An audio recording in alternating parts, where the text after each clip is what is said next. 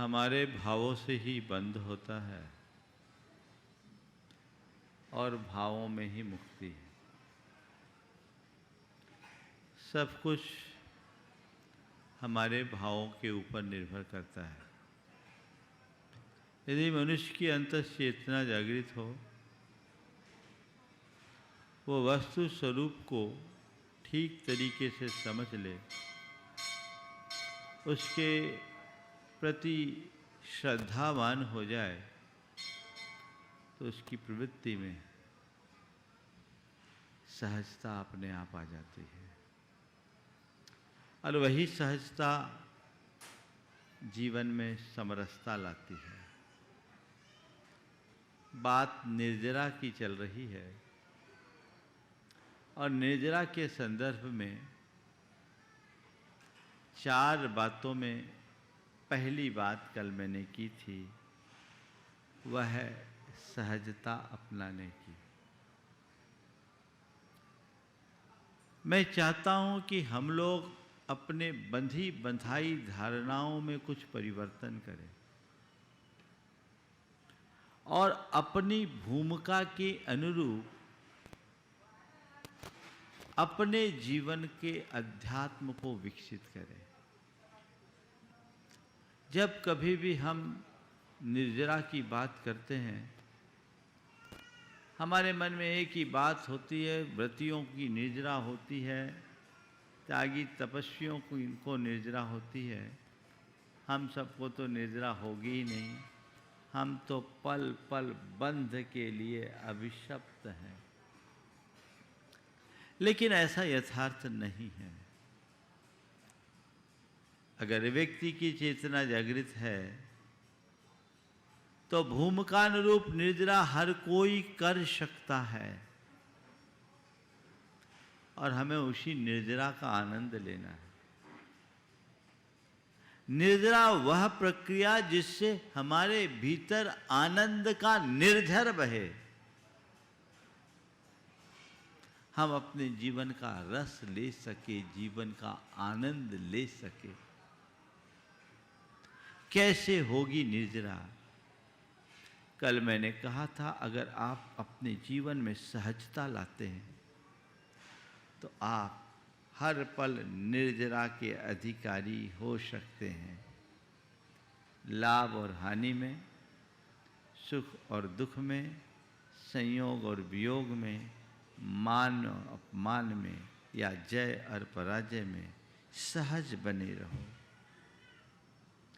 अगर हमारे भीतर ये सहजता की वृत्ति है, साक्षी भाव प्रकट हो गया, तो हम हर स्थिति में तटस्थ रह सकते हैं। आज दूसरा सूत्र है संतोष। मन में संतोष। जब कभी भी हम संतोष की बात करते हैं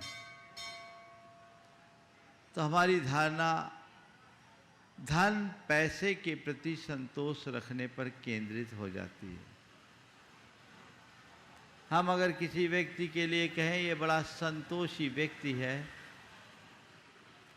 तो हमें केवल यही दिखता है, हाँ इसको ज़्यादा लोभ लालच नहीं है, धन पैसे की तृष्णा इसके मन में नहीं है, लालसा नहीं है, वो संतोषी है। निश्चित संतोषी व्यक्ति के हृदय में लोभ लालच नहीं होता, लेकिन संतोष का संबंध केवल धन पैसे के लोभ लालच को नियंत्रित करने तक सीमित नहीं है। संतोष का अर्थ है अपनी स्थिति में खुश रहना।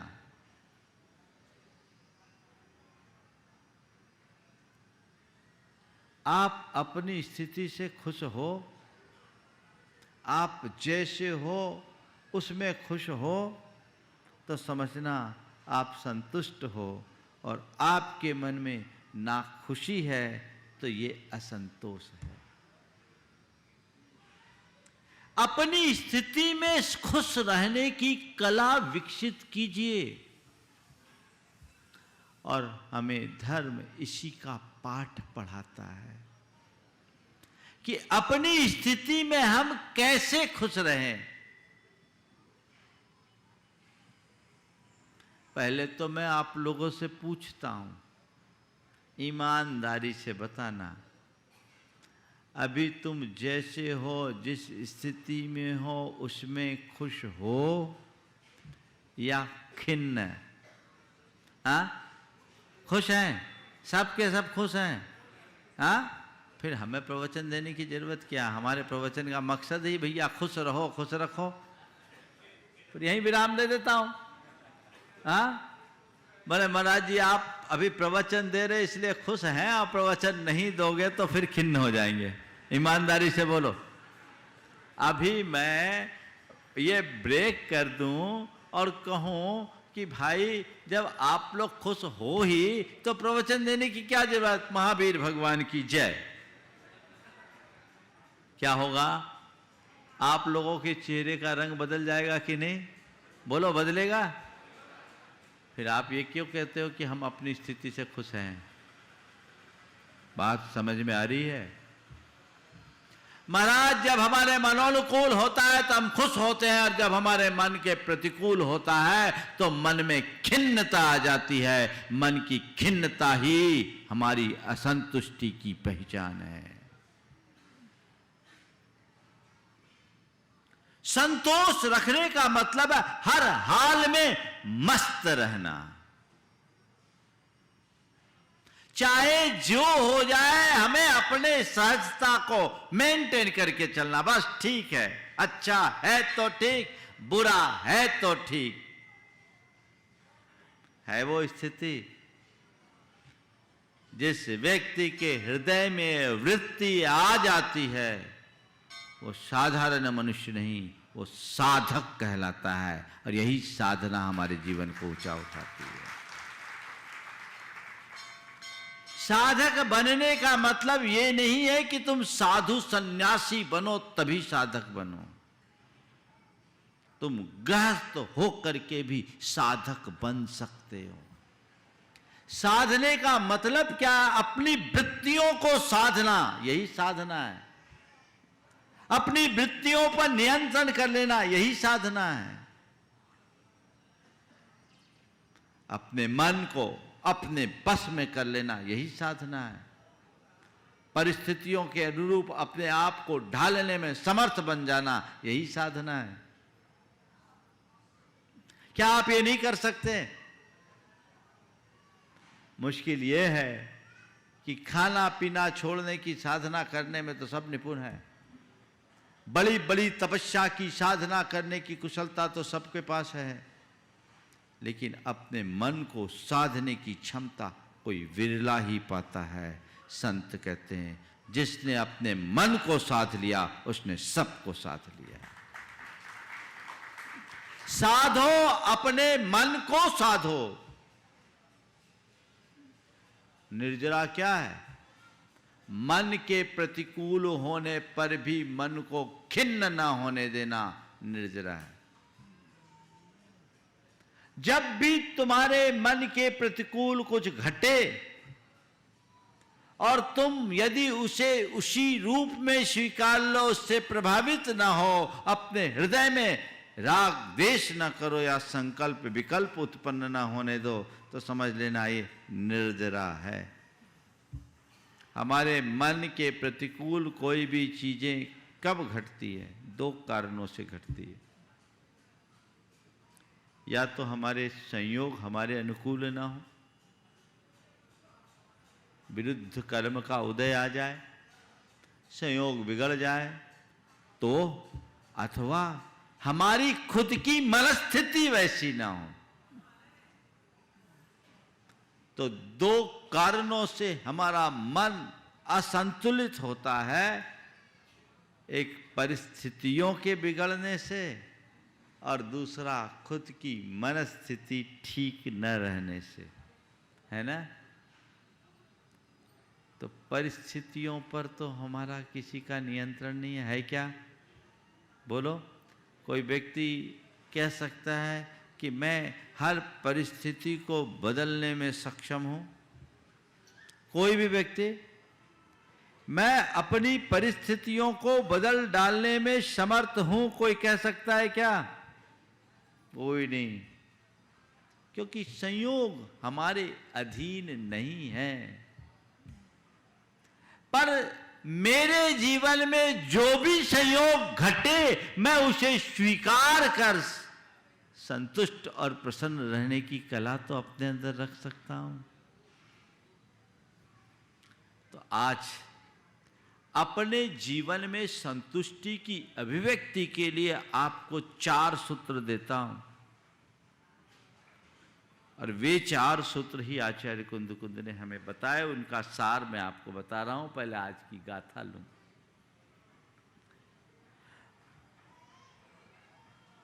बंधु भोग निमित्तम अज्जवसानोदये सुनानिश संसार देह विषयेश ने उपज्यते रागो। बंध और भोग के निमित्त से होने वाले जो अध्यवसान के उदय हैं, उनमें ज्ञानी के संसार, शरीर और विषयों के प्रति कोई राग नहीं होता। कुल सार ये है कि वो बाहर की परिस्थितियों से प्रभावित नहीं होता, निज में भावित रहता है। ये बहुत बड़ा सूत्र है। इसे थोड़ा व्यापक संदर्भ में समझने की कोशिश कीजिए कि मुझे क्या करना है। आपकी भाषा में मैं बोल रहा हूं, समझ गए? मैं बात तो आचार्य कुंद की ही करता हूं, उनकी ही कर रहा हूं, लेकिन आपके भीतर उतर कर, क्योंकि जिसका लीवर खराब हो उसको गाढ़ा दूध नहीं पिलाया जाता, उसे तो पानी मिला करके पिलाना पड़ता है ना। और पानी मिलाने का उद्देश्य दूध को पतला करने का नहीं है, पानी मिलाने का उद्देश्य सामने वाले को पुष्ट करने का है। समझ रहे ना? तो मैं पूरी जो व्याख्या आप सबके बीच कर रहा हूं, वो केवल आप सबके व्यवहारिक जीवन को केंद्र में रखकर कर रहा हूं। हम धर्म और अध्यात्म को अपने व्यवहारिक जीवन में जिस पल उतार लेंगे, हमारा जीवन उसी पल सुखी और संतुष्ट हो जाएगा। जीवन में एक अलग प्रकार की आनंद की लहर प्रकट होगी। संतुष्ट रहना चाहते हो तो सबसे पहली बात, आप आत्मश्रद्धानी बनो। आत्मा के स्वरूप को पूरी तरह से समझो। पक्का श्रद्धान जिस व्यक्ति के हृदय में होता है, उसके सामने पाने और खोने जैसी कोई बात ही नहीं रहती। असंतुष्टि क्या होती, क्या है?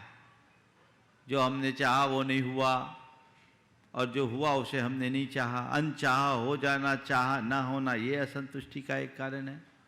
हमारे पास जो था उसमें से खो जाना, ये हमारे लिए असंतुष्टि है। और जो हम नहीं चाहते वो हमारे साथ जुड़ जाना, ये हमारी असंतुष्टि के कारण है। अगर आपने सच्चे अर्थों में आत्मा के स्वरूप को पहचान लिया, आपका श्रद्धान अगर उसमें जग गया, तो मेरे पास तो कुछ पाने और खोने जैसा है ही नहीं। मैं तो जो हूं सो हूं।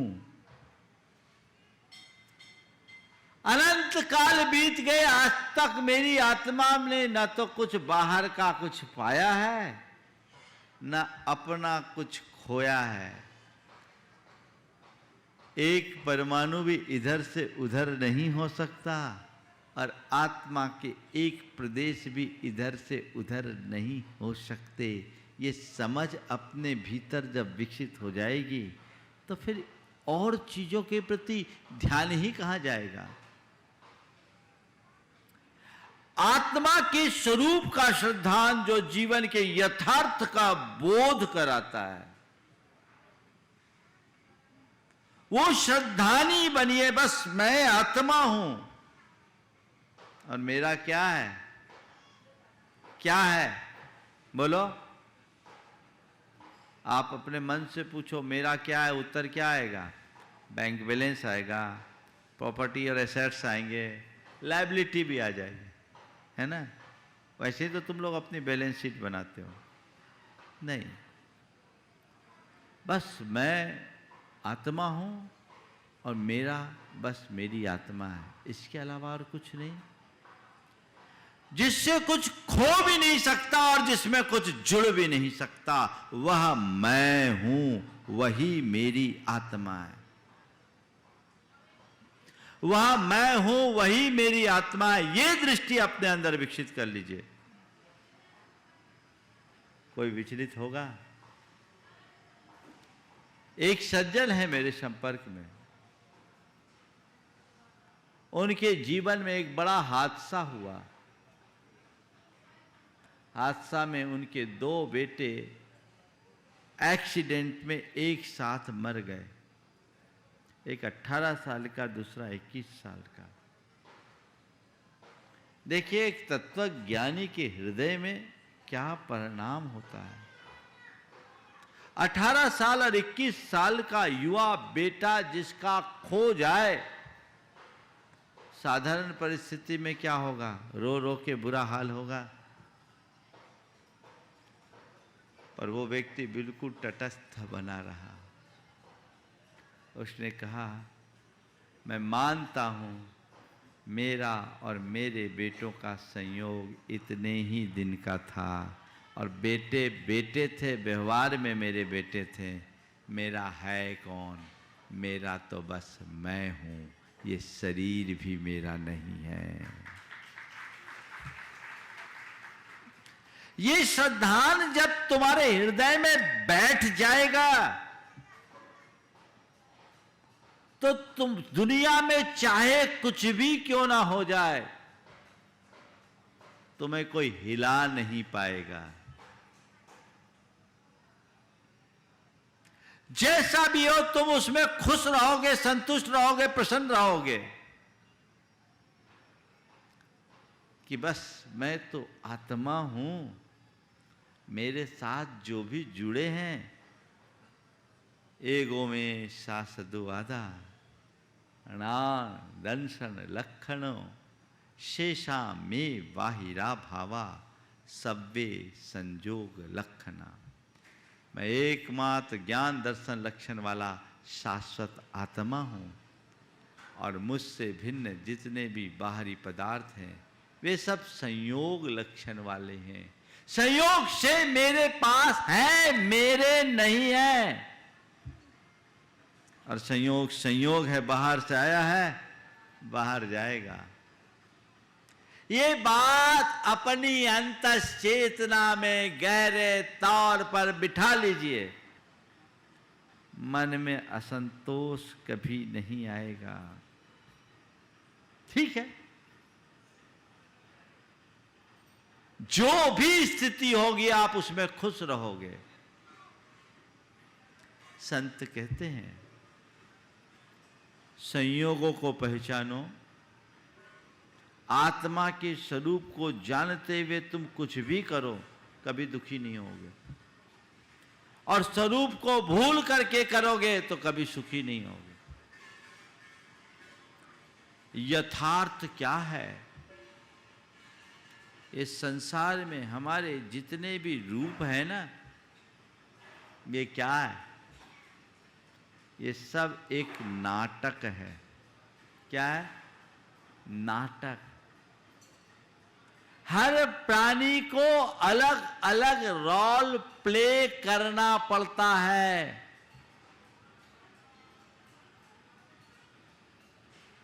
हम आप सबको अलग अलग रोल मिला हुआ है जिसे हमें प्ले करना है, और कब कौन सा प्ले रोल अदा करना है, कब कौन सी भूमिका निभानी है, ये हमारे हाथ में नहीं है। रोल का निर्धारण कौन करता है? डायरेक्टर। कौन करता है? कौन करता है? समझ गए? तो बस मैं तो आत्मा हूं, मुझे रोल दिया गया है। किसके द्वारा? कर्म सिद्धांत पर विश्वास करो। कौन है हमारा डायरेक्टर? कौन है? कर्म कर्म है। कर्मों ने हमें समय समय पर अलग अलग भूमिका दी। कर्म जैसी भूमिका देता है हमें वैसा जीवन जीना पड़ता है, और हमें जीना है। अगर आपने ये समझ लिया तो कभी आप सुखी दुखी नहीं होगे, हर स्थिति में तटस्थ बने रहोगे। आप सिनेमा देखते हो, कई बार आपने ऐसा देखा होगा कि जो नायक है वो एक भिखारी बन गया होता है, और वो भिखारी का ऐसा अभिनय करता है, ऐसा रोल प्ले करता है कि देखने वालों के आंखों में आंसू हो जाए, वो सामने वाले द्रवीभूत हो जाए, होता है। वो आदमी भिखारी बन जाता है। पर क्या कभी अपने आप को भिखारी मानता है? क्या मानता है? क्या मानता है? हाँ, वो तो हीरो है। क्या है? हीरो। बस मैं भी कहता हूं यू आर हीरो। भिखारी मानना बंद करो। अपने आप को भिखारी क्यों मान रखे हो? ये रोल है, ऊपर का रोल है। ठीक है, मुझे भिखारी का रोल अदा करने के लिए दिया गया है तो मैं उसे निभाऊंगा, और अच्छे से निभाऊंगा, खुश होकर के निभाऊंगा, खिन्न होकर के नहीं। ये क्षमता अपने भीतर विकसित कीजिए, आत्मा की श्रद्धानी बनिए और कर्म सिद्धांत पर विश्वास कीजिए। जो मिला है मुझे वो करना है, पर करते हुए बहना नहीं, अपने स्वरूप को याद रखना है। क्या करना है? स्वरूप को याद रखना है। मेरा स्वरूप क्या है समझ में रहना चाहिए, तब कहीं जाकर जीवन की दिशा बदलेगी और जीने का आनंद आएगा। और एक बात और बोलूं, बाहर की दुनिया में मुझे कौन सा रोल लेना है और कौन सी भूमिका छोड़नी है, इस पर मेरा अपना निर्णय हो सकता है। पहले लोग स्क्रिप्ट देखते हैं, फिर देखते हैं कि नहीं ये रोल मेरे लायक है कि नहीं, तब जाकर कोई एक्टर उस फिल्म को साइन करता है। लेकिन भीतर के साथ ऐसा नहीं है, एक तरफा एग्रीमेंट है। क्या बोल रहा हूं? एक तरफा एग्रीमेंट है। जो रोल दिया जाएगा वो करना होगा। अगर रोल ठीक करोगे, ठीक ढंग से रोल करोगे तो दूसरा अच्छा रोल मिलेगा, और जब तक रोल खराब करोगे खराब ही खराब रोल मिलता रहेगा। समझ में आ रही है बात? तो क्या करना है? मुझे जो भी रोल मिला है उसे अच्छे से अदा करना है ना? ऐसे आप लोग कलाकार तो बहुत हो, इसमें भी अपनी कलाकारी दिखा देते हो।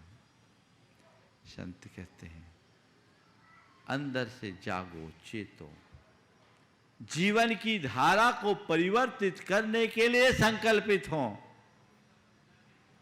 तब कहीं जाकर हम अपना पथ प्रशस्त कर सकेंगे। अन्यथा हमारे पास और कोई रास्ता नहीं है। तो कर्म के सिद्धांत पर विश्वास रखने वाला व्यक्ति कभी असंतुष्ट नहीं रहता।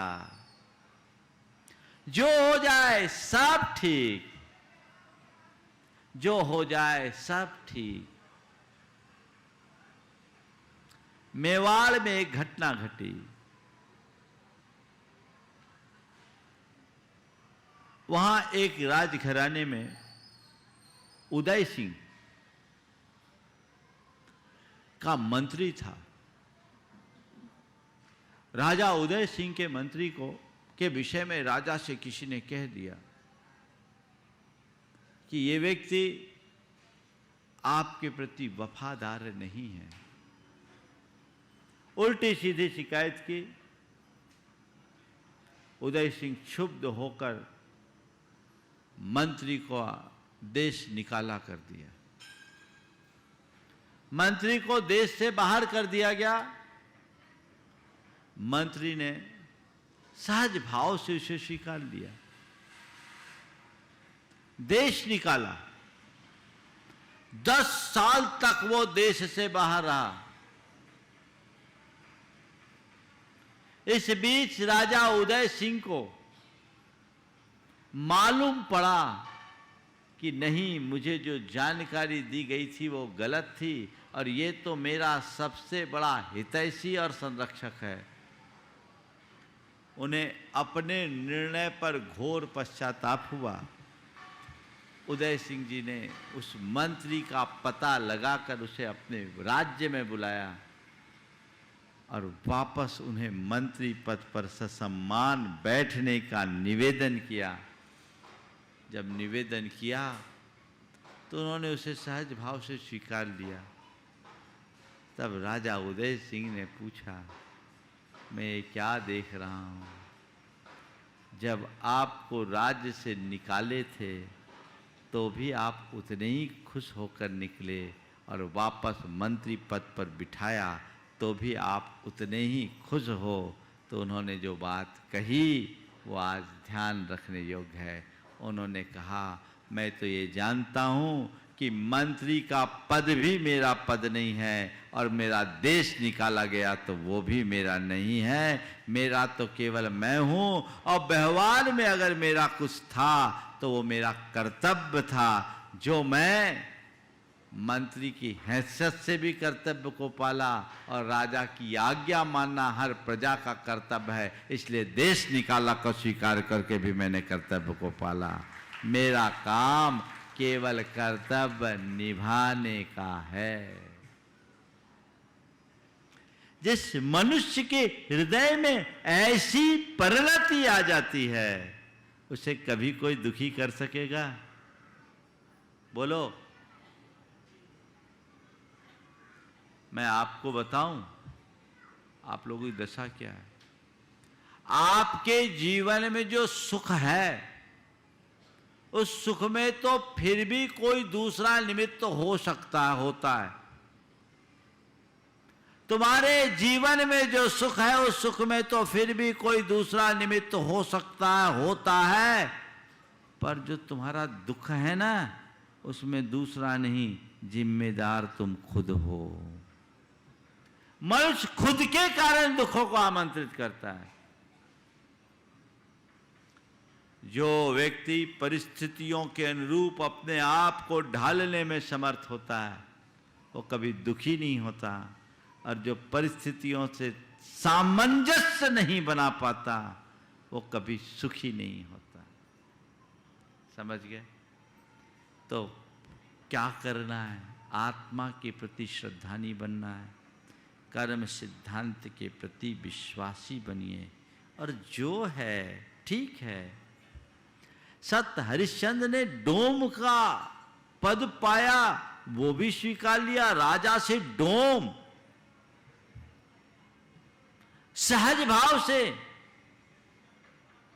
और अपने कर्तव्य के पालन के लिए अपने पुत्र के अंतिम संस्कार के लिए भी उसने पैसे ले लिए। कहानी आप सबको पता है, पर बंधुओं ये कहानी हमारे जीवन की कहानी होनी चाहिए। भले आज ऐसी विषम परिस्थिति नहीं है कि तुम्हारी इस स्तर की परीक्षा हो, लेकिन छोटी छोटी बातों से प्रभावित होकर के जो अपने चित्त को डगमगाते हो उससे तो बचा जा सकता है।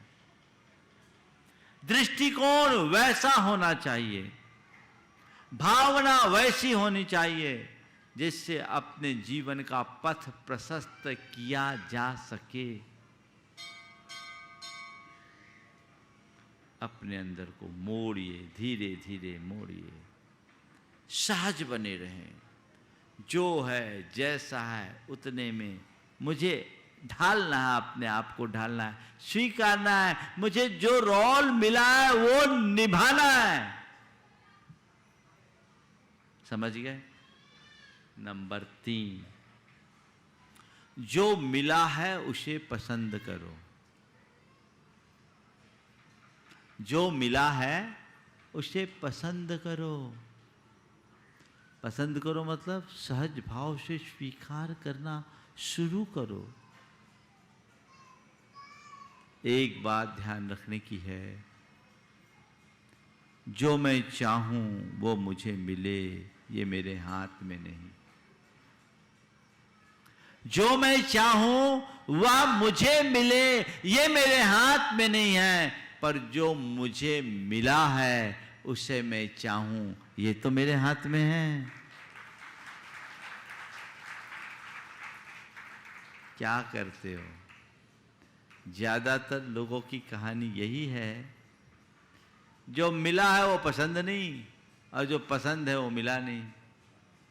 गुरुदेव बहुत अच्छे शब्दों में कहते हैं, जो पाता है सो भाता नहीं और जो भाता है सो पाता नहीं। जो पाता है सो भाता नहीं, जो भाता है सो पाता नहीं, इसीलिए सुख साता नहीं। ये गुरुदेव के शब्द है। ये इसमें जीवन का एक बहुत बड़ा यथार्थ निहित है। अपने जीवन को संतुष्ट बनाए रखना चाहते हो, राग भाव से मुक्त रखना चाहते हो, तो बस जो है सहज रूप से स्वीकार कर लो। बस यही है मेरे काम का। जितना उपयोग करने लायक हो उपयोग कर लो, जितना उपभोग करने लायक हो उपभोग कर लो, उससे चिपको मत। वो आनंद है। लेकिन सब भागते हैं, दूर भागते हैं, पास की चीज दिखती नहीं है ना। संत कहते हैं, यदि तुम्हें उससे सुख नहीं मिला जो तुम्हारे पास है, तो वो तुम्हें कैसे सुख दे सकेगा जिसे तुम चाहते हो? मिलेगा क्या? अपने मन से पूछो, तुम्हारे पास जो चीजें हैं उसकी खुशी अधिक है या जो नहीं है उसके पीछे परेशान? बोले महाराज, हमारे पास जो चीजें हैं उसकी खुशी हमारे पास कम है, पर पड़ोसी के पास जो चीजें हैं उसकी तकलीफ ज्यादा है ना। ये बातें ये क्यों कर? ये मन की दुर्बलता है, इसे दूर करना चाहिए। ये हमारे जीवन को, हमारे जीवन की शांति को छिन्न भिन्न करने वाले। 2 पड़ोसी थे, एक का नाम था हसंत जी दिलखुश और दूसरे का नाम था रुदंत जी आंसूवाल। नाम याद रहेगा, हसंत जी दिलखुश और रुदंत जी आंसूवाल। हसंत जी दिलखुश बड़े जिंदा दिल आदमी थे। उनके पास कोई आए, रोता आए और हंसता जाए, बड़े आनंद में रहे। पर जो रुदंत जी आंसूवाल थे ना, वो आंसू ही बहाते थे। सुबह से उठते और शिकायतें शुरू हो जाती। कोई भी आया, जी क्या करूं, आज नींद देर से खुली, आज पेट साफ नहीं हुआ, आज पत्नी ने चाय देर से दी, आज भोजन अच्छा नहीं मिला, अजी क्या करूं, आज हाजत खराब हो गई है, आज सिर में दर्द हो रहा है, सवेरे से एक भी ग्राहक ही नहीं आया, क्या बताऊं। जो आए उसके सामने अपना पुराण खोल दे। अब कौन आए उसके पास? नतीजा ये निकले कि कोई उसके पास फटकना न चाहे, आए तो जल्दी पिंड छुलाना चाहे, और हसंत जी दिलखुश के पास लाइन लग जाए। अब इसे बड़ा उथल पुथल कि आखिर बात क्या है, कौन सी सम्मोहनी लोगों के ऊपर छोड़ रखी है जिससे सारे लोग इसके पास आते हैं, मेरे पास कोई आते ही नहीं, चलकर पता लगाना चाहिए। एक दिन उसके घर पहुंचा, जब घर गया तो देखता क्या है, 2 कमरे का साधारण सा मकान था। बाहर के कमरे में वो था और उसकी गोद में उसके 14 साल का बेटा लेटा हुआ था और उसके सिर पे बाम मल रहा था। आया, पहुंचा, बोले क्या बात? बोले बेटे को बुखार है, सिर दर्द हो रहा है, मैं इसको बाम मल रहा हूँ, आप बैठिए, मैं आपके लिए चाय तैयार करता हूँ। बोले चाय भी आपको ही बनाना पड़ता है? बोले हाँ कोई बात नहीं, मैं बनाता हूँ। बोले क्यों? बोले इसकी मम्मी है, वो पीछे के कमरे में है, वो अर्ध विक्षिप्त है। अच्छा, घर का काम आप ही करते हो? बोले हाँ। और कोई नहीं घर में? बस एक इसका बड़ा भाई है 18 साल का, वो थोड़ा आवारा हो गया है, अभी घूम रहा होगा, आएगा और खाना खा के चला जाएगा।